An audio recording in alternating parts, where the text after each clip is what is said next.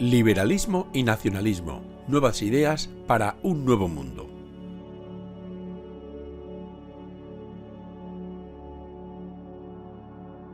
Y como siempre empezaremos con una breve introducción.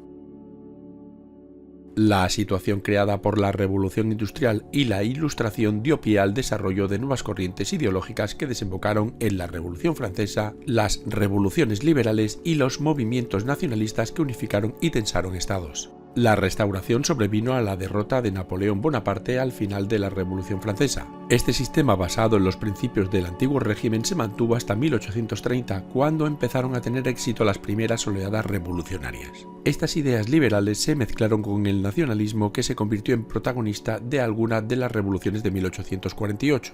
Todo ello supuso el triunfo de esta ideología y dos claros ejemplos son la unificación de Italia y Alemania. Sin embargo, la Europa del Este tuvo que esperar a finalizar la Primera Guerra Mundial para materializar sus nacionalismos. Además surgieron y se consolidaron ideologías obreras que recogieron los conceptos de igualdad y libertad, haciéndose eco de la cada vez más numerosa y concienciada clase obrera. Este es un mapa especificando el marco geográfico del tema que estamos estudiando, y esta es una tabla cronológica con los acontecimientos más importantes del periodo. Precisamente esta misma tabla está en nuestra web yucam.com junto con los apuntes, su anexo y un práctico mapa conceptual muy útil para comprender el tema de un solo vistazo. Allí te podrás descargar todos estos elementos que aparecen en la parte derecha de la imagen. Conozcamos ahora qué fue la Revolución Francesa y sus principales características y etapas.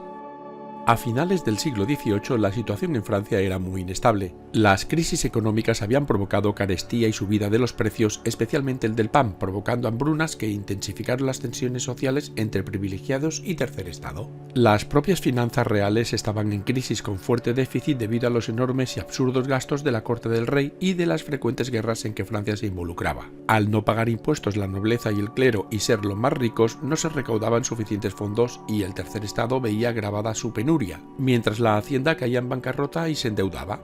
La crisis social era una realidad y pronto los burgueses, alentados por las ideas liberales e ilustradas, terminaron por rebelarse ante su marginación política, social y fiscal frente a los privilegios de la nobleza. A esto hay que sumarle la crisis política causada por la debilidad del rey Luis XVI, que no contaba con suficientes apoyos políticos ni sociales. La crisis financiera hizo que el monarca se plantease cobrar impuestos a los privilegiados, por lo que convocó los Estados Generales, cuando hacía más de un siglo que los monarcas absolutos no los convocaban. Para conformar los representantes de cada estamento se produjo un importante debate, redactándose así los cuadernos de quejas, donde se recogían las peticiones de reformas al rey. Los miembros del tercer estado iban aún más allá al pedir la abolición de los derechos señoriales, defender la soberanía nacional y solicitar el voto por persona en los Estados Generales, cuando tradicionalmente se hacía por estamento. El 5 de mayo se reunieron los Estados Generales, pero los representantes del tercer estado, los más numerosos, vieron que la nobleza y el clero se aliaban con el rey para rechazar sus propuestas, especialmente la del voto individual. Entonces los delegados de los no privilegiados se reunieron en el pabellón del juego de la pelota y se constituyeron en la Asamblea Nacional, nombrando la legítima representante de la soberanía nacional y jurando no salir hasta que se dotara a Francia de una constitución con derechos civiles. Apoyados por la burguesía, llevaron la protesta a la calle y empezó la revolución. El rey cedió y declaró los Estados Generales como la Asamblea Nacional Constituyente, con la función, entre otras, de elaborar una constitución. La sesión estalló con la llegada de tropas y la toma de la Bastilla, prisión y símbolo del poder absolutista por parte del tercer estado, y se formó una milicia llamada Guardia Nacional. Desde París, la revolución se extendió por otras ciudades y por el campo, estallando una revuelta antiseñorial violenta conocida como Gran Miedo, que llevó a los campesinos a atacar castillos, ocupar tierras, castigar a los especuladores y a exigir el control de los bienes de primera necesidad. El antiguo régimen estaba tocado de muerte en Francia. Las etapas de la Revolución Francesa son dos: monarquía y república, y esta última está subdividida en otras tres. Durante la primera etapa, la burguesía conservadora y los privilegiados se aliaron para establecer un régimen liberal, por lo que la Asamblea legisló para abolir los derechos señoriales y superar el antiguo régimen, intentando evitar la radicalización de la revolución. Se aprobó la Declaración de Derechos del Hombre y el Ciudadano, el documento más importante del movimiento ideológico y de la doctrina política del liberalismo. Con él, todos los franceses como seres humanos tenían derecho a la libertad individual, política, económica e ideológica. La sociedad estaba compuesta por ciudadanos, no simples súbditos, y su conjunto formaba la nación, soberanía nacional, representada por un sistema parlamentario, con separación de poderes, constitucionalismo y sufragio. Esta nueva ideología caló entre la burguesía y las clases populares, aunque en el campo fue menos apoyada. Siguiendo estos principios de libertad e igualdad, en 1791 se aprobó una constitución que establecía en Francia los siguientes aspectos: monarquía parlamentaria con división de poderes, soberanía nacional, sufragio masculino censitario, igualdad de todos los ciudadanos ante la ley y poder de veto real para bloquear leyes. La Asamblea ejercía una importante labor legislativa: abolir torturas y gremios, establecer impuestos para nobleza y clero, instaurar la propiedad privada y la libre empresa, establecer la desamortización de los bienes eclesiásticos, implantar la separación entre Iglesia y el Estado, permitir el divorcio, establecer la Guardia Nacional como nuevo ejército y aprobar la libertad de expresión y de asociación. Aún así, no acabó con la desigualdad económica que conllevaba desigualdad social, y por eso los grupos políticos se fueron diferenciando. Absolutistas o realistas solían provenir de la nobleza y el clero y se oponían al régimen al perder sus bienes y privilegios, y republicanos querían derrocar al rey y estaba constituido por burguesía y el pueblo. A su vez estaban divididos en girondinos o moderados, jacobinos o radicales, también llamados montañeses, y cordeliers, aún más extremistas. Los dos últimos se sentaban a la izquierda de la asamblea, de ahí procede el término izquierda, y estaban apoyados por los sans-culottes, una milicia popular republicana. Pero realmente estos grupos no eran partidos políticos tal y como se entienden en la actualidad, con cargos y jerarquías, sino corrientes de opinión y clubs o sociedades donde se reunían por afinidad política. Incluso hubo mujeres como Olympia de Gouges y Madame Roland que dirigieron clubs femeninos. La primera publicó la obra Declaración de los Derechos de la Mujer y la Ciudadanía, uno de los primeros documentos históricos que proponía la emancipación femenina en el sentido de la igualdad de derechos o la equiparación jurídica y legal de las mujeres en relación con los varones. Y la segunda etapa es la República. Los absolutistas pidieron apoyo a las potencias europeas y estas, dirigidas por Austria, de donde era la reina, planificaron atacar Francia. En 1791 la familia real intentó fugarse del país para apoyar a la coalición internacional absolutista, pero la Guardia Nacional los capturó en Barents. El desprestigio para la monarquía que esto provocó radicalizó la revolución. Al declararle la guerra a Austria, esta respondió invadiendo Francia y muchos dirigentes nobles del ejército se pasaron al enemigo apoyados por el propio rey. Los sans-culottes y otros grupos populares asaltaron el Palacio de las Tullerías y capturaron al monarca y su familia, convocando elecciones por sufragio universal masculino. Esta nueva asamblea elegida se llamó Convención Nacional y proclamó la República, acabando así con la monarquía.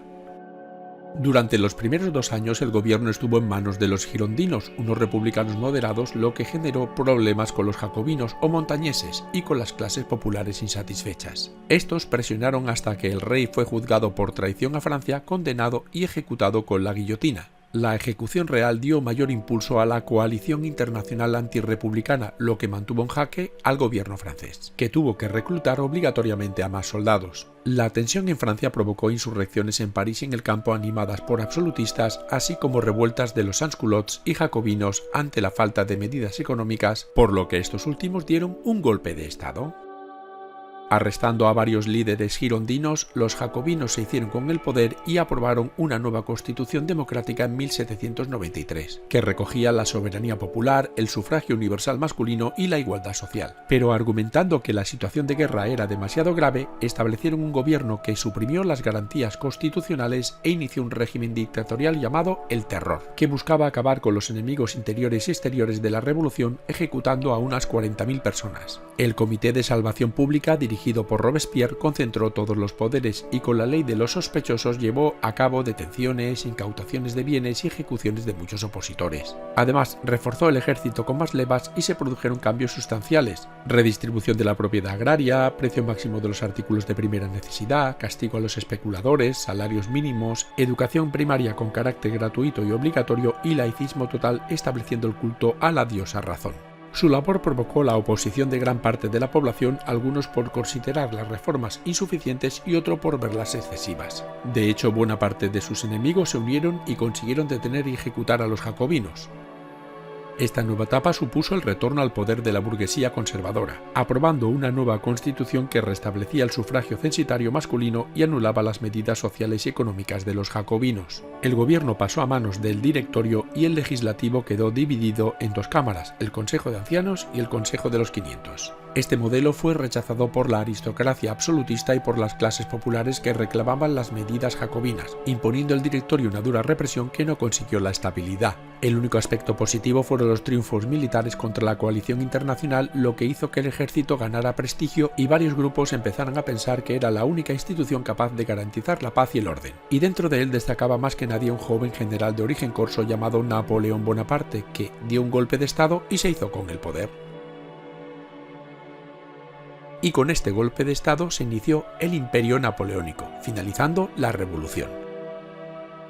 Esta fase consta de dos etapas: consulado e imperio y conquistas napoleónicas. En los inicios del consulado, Napoleón compartió el poder con otros dos cónsules, el triunvirato, pero en 1802 se declaró cónsul único y vitalicio. El consulado se dotó de una nueva constitución que establecía un ejecutivo fuerte, limitaba el sufragio a los más ricos y anulaba la Declaración de Derechos, acabando con las protestas populares y las tendencias democráticas. Además, consiguió integrar a los absolutistas en el régimen con medidas como el retorno de los exiliados y el restablecimiento del culto católico a través de un concordato con la Iglesia. Centralizó la administración mediante prefectos, unos representantes del jefe de Estado en los departamentos, desarrolló la enseñanza pública y la uniformización lingüística y llevó a cabo una serie de reformas para consolidar los principios de 1791. También elaboró un código civil extremadamente influyente y un código penal. Napoleón fue progresivamente acumulando el poder en sus manos hasta que en 1804 se coronó emperador. Durante su gobierno estableció un férreo control sobre el orden público y creó leyes que sancionaban la igualdad ante la ley, el derecho de propiedad, la libertad individual, de conciencia y de trabajo y el libre acceso a los cargos públicos. El gran éxito en la política napoleónica fue su incomparable genio militar, que le llevó no solo a derrotar a la coalición internacional, sino también a conquistar buena parte de Europa y a establecer gobiernos aliados y títeres en otros estados. La gran importancia de Napoleón fue que, bajo el control francés, llevó las ideas de la revolución burguesa a buena parte de Europa, como el liberalismo político, que ponía fin al antiguo régimen, el liberalismo económico y la libertad religiosa. Además, sirvió para aglutinar la oposición de los territorios invadidos, ayudando a configurar la ideología nacionalista como símbolo de resistencia ante el extranjero invasor que, además, explotaba los recursos de esos territorios, reservando los altos cargos de sus gobiernos para su élite de confianza. Pero en 1813 el signo de la guerra empezó a cambiar, surgiendo varios problemas como el levantamiento español y la derrota en Rusia ante el frío que acabó con sus planes de invasión. En 1814 sus enemigos tomaron París y Napoleón fue exiliado a la isla mediterránea de Elba, restableciendo a Luis XVIII en el trono absoluto. El descontento popular y el prestigio del propio Napoleón hizo que el monarca tuviera un efímero regreso, los 100 días, hasta que fue derrotado definitivamente por el duque de Wellington en la batalla de Waterloo en 1815 y finalmente exiliado a la isla de Santa Helena, donde falleció unos años después. Y después de tantas guerras y revoluciones se dio un paso atrás, la Restauración.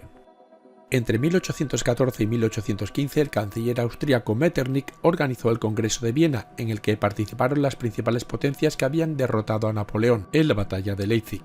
El objetivo de esas potencias era establecer un orden europeo regresando a la situación anterior a la Revolución Francesa, ignorando las nuevas ideas del liberalismo y el nacionalismo que se habían expandido con el Imperio Napoleónico. Las tres ideas principales eran el principio de la legitimidad monárquica, la solidaridad de las monarquías europeas ante el enemigo común y el mantenimiento del equilibrio político. Las antiguas dinastías reinantes retomaron sus coronas en los territorios conquistados por Napoleón, restableciéndose el absolutismo, lo que se conoce como legitimismo. También se remodelaron las fronteras de Europa en función de los intereses de las potencias vencedoras, sin tener en cuenta las aspiraciones nacionales de los pueblos, repartiéndose los restos del imperio napoleónico. Los grandes beneficiarios fueron los imperios ruso y austriaco y el reino de Prusia. Gran Bretaña mantuvo su hegemonía marítima y Francia volvió a las fronteras anteriores a 1789. Se pretendía así lograr un equilibrio de poder entre las potencias, y para garantizar el cumplimiento de los acuerdos se constituyó la Santa Alianza, una organización formada por el Imperio Austriaco, Prusia y Rusia para contener el liberalismo.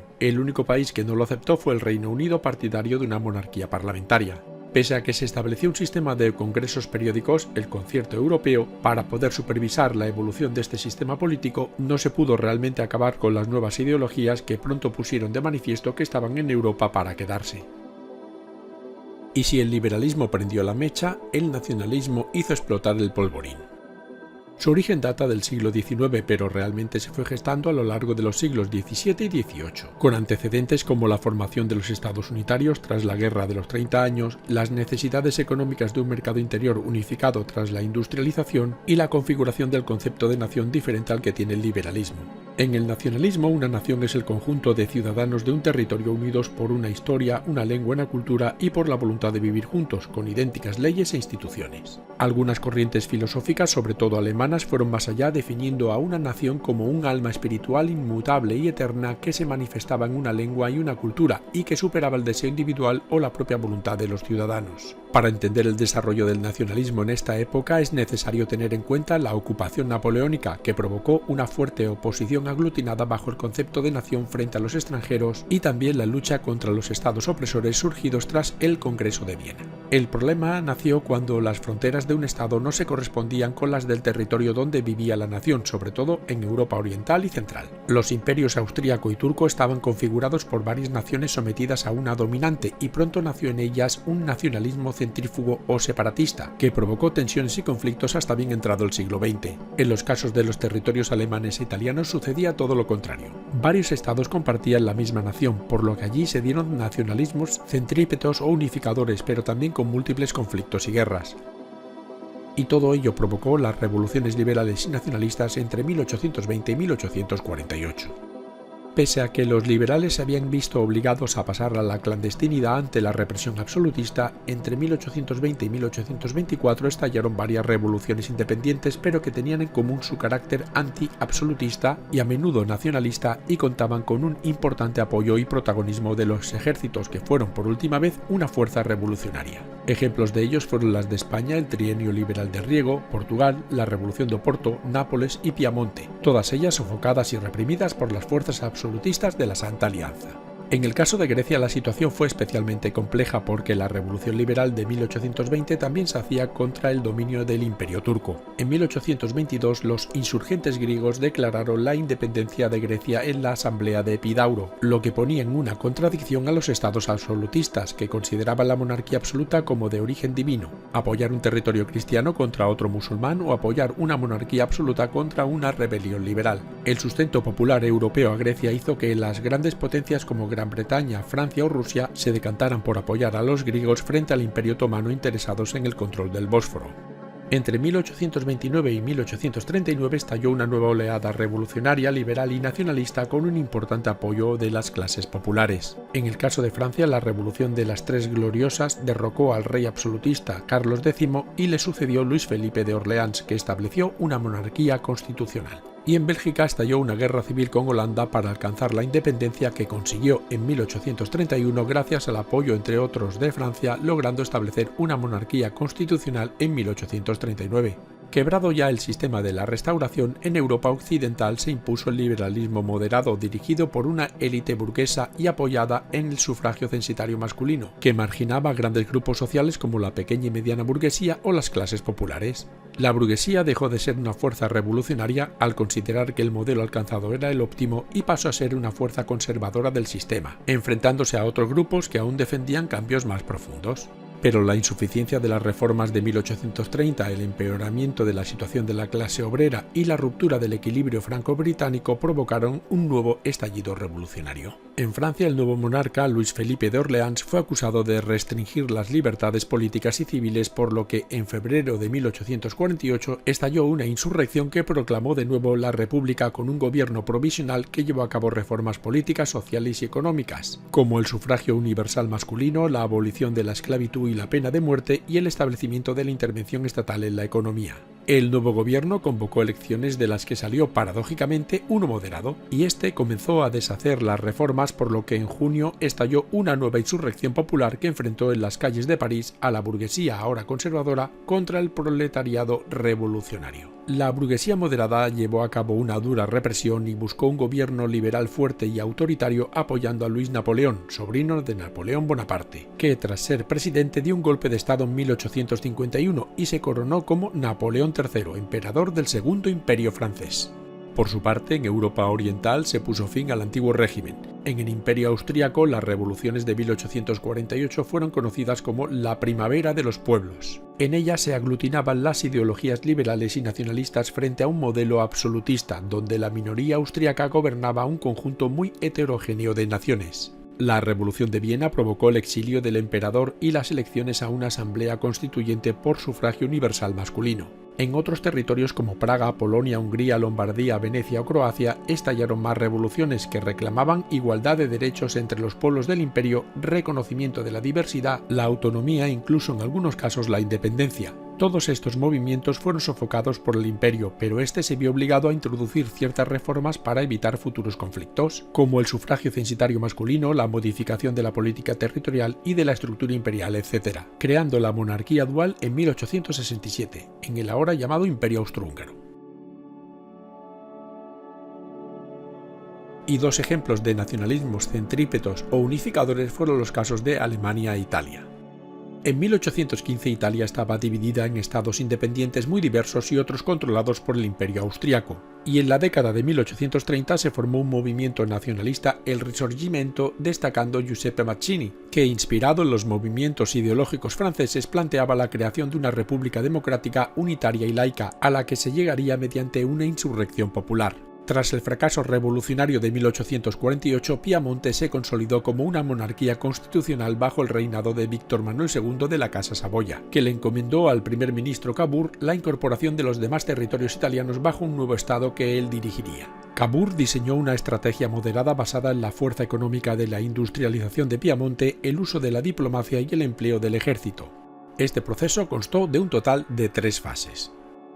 En la primera fase, Víctor Manuel II se alió con Napoleón III para luchar contra Austria, que fue derrotada en las batallas de Magenta y Solferino, ocupando Lombardía en 1859. A cambio, Niza y Saboya fueron entregadas a Francia, y en 1860 Parma, Módena y Romaña, tras un referéndum, se anexionaron a Piamonte.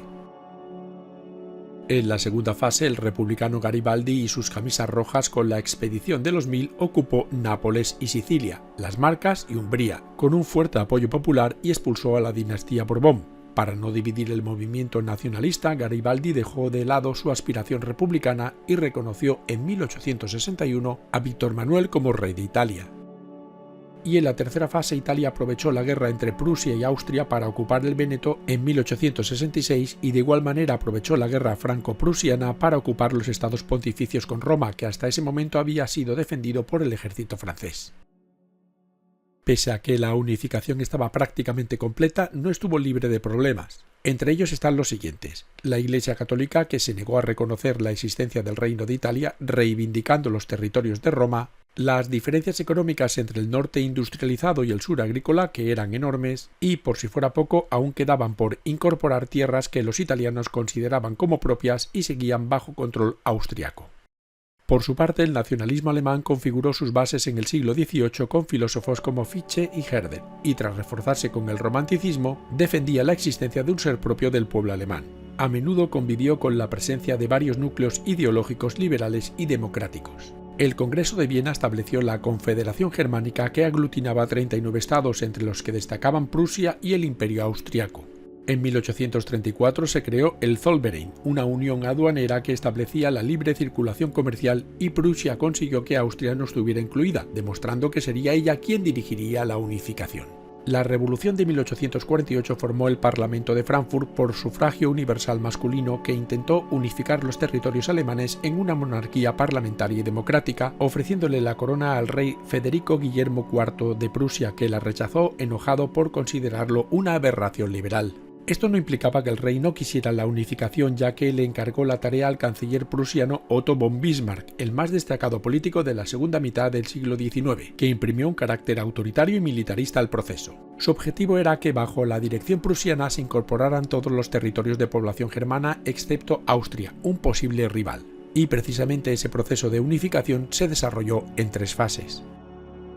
En la primera fase, Prusia le declaró la guerra a Dinamarca y, tras vencerla, incorporó los ducados de Schleswig y Holstein. En la segunda fase, Prusia le declaró la guerra a Austria, a la que venció creando la Confederación de Alemania del Norte. Acto seguido, otros territorios germanos se aliaron e incorporaron a Prusia. y en la tercera fase Prusia le declaró la guerra a Francia, a la que derrotó en la batalla de Sedan, donde puso fin al Segundo Imperio francés capturando al propio Napoleón III. Tras la victoria ocupó los territorios de Alsacia y Lorena y se proclamó en el Salón de los Espejos del Palacio de Versalles el Segundo Reich o Imperio de Alemania, con Guillermo I como emperador o Kaiser. El nuevo Estado alemán tenía una estructura confederal con un modelo muy conservador y militarista, una fuerte industrialización y el dominio claro de Prusia. Y como principales problemas estaban la división entre los luteranos del norte y los católicos del sur y la falta de incorporación de Austria, lo que impidió la consecución de la Gran Alemania. Esto último sería una idea recurrente a finales del siglo XIX y durante principios del siglo XX. Y un capítulo aparte merece tratar la independencia de Hispanoamérica. El proceso de independencia de las colonias españolas en América comenzó en Caracas y Buenos Aires durante la Guerra Española contra la ocupación de los franceses y duró hasta la Batalla de Ayacucho en 1824. La sociedad hispanoamericana era eminentemente mestiza, aunque el poder estaba en manos de una élite de españoles y en menor medida de los criollos, los descendientes de españoles ya nacidos en América, lo que provocó el descontento de estos últimos. La mayoría de la población la constituían indios, mestizos y negros. Estos criollos fueron los que dirigieron el proceso de independencia, cuyas influencias se encuentran en el liberalismo y sus grandes hitos como la independencia de Estados Unidos, la Revolución Francesa y la misma Constitución de Cádiz. En paralelo, poco a poco, entre los criollos se fue desarrollando una conciencia nacionalista propia. La extensión de estas dos grandes corrientes ideológicas del siglo XIX, nacionalismo y liberalismo, fue la base de la independencia, junto con los intereses comerciales en busca del libre comercio, especialmente con el Reino Unido, ya que las reformas españolas anteriores beneficiaron sobre todo a los comerciantes de la metrópolis. La guerra contra los franceses generó un vacío de poder en España, por lo que las élites hispanoamericanas crearon juntas, a imitación de las españolas, para su propio autogobierno, aunque pronto estalló la insurrección con las proclamas de 1810. El regreso de Fernando VII al trono español y su restablecimiento del absolutismo incendiaron aún más la situación. La rebelión fue dirigida entre otros por José de San Martín y por Simón Bolívar, culminando con la Conferencia de Guayaquil. Tras la victoria de Ayacucho, Sudamérica se independizó definitivamente de España. México había conseguido su independencia antes, en 1821, con el llamado Plan de Iguala, que creaba un nuevo estado basado en el catolicismo, la igualdad racial y la monarquía constitucional, todo ello dirigido por el general Agustín de Iturbide, que posteriormente se coronó emperador, aunque pronto fue depuesto y se proclamó una república federal. ¿Y qué conclusiones podemos sacar de este vídeo? Pues son las siguientes. Las dos ideologías dominantes en el siglo XIX eran el liberalismo y el nacionalismo. Ambas tienen todavía una importancia capital en los siglos XX y XXI. El Congreso de Viena hizo caso omiso a esta realidad sociopolítica al tratar de imponer un equilibrio europeo mediante una balanza de poderes y dejar soterrada la idea del Estado-nación, que buscaba la creación y desarrollo en cada pueblo de su propio Estado soberano. Tras las revoluciones de 1830 y 1848, Europa fue asumiendo los valores del liberalismo y del nacionalismo, que configuraron un nuevo mapa político tras la unificación de Italia y Alemania. Las dos ideologías terminaron siendo utilizadas en defensa de los intereses de determinados grupos sociales dominantes, en particular de la burguesía liberal. Las revoluciones liberales y nacionalistas no acabaron con la tensión latente entre los países europeos, y la lucha por el poder de la supremacía en el continente se mantuvo viva y tuvo que acoger a dos nuevas naciones que entraron en disputa con las potencias tradicionales existentes, Italia y Alemania. Los dos grandes conflictos de Europa del siglo XX hunden sus raíces en el nacionalismo del siglo XIX y en la competencia entre los distintos países, dentro de un sistema económico liberal por conseguir un mercado de consumo con sus imperios coloniales. Y esto ha sido todo. Si quieres ver más vídeos como este, entra en youcan.com. Muchas gracias por tu atención.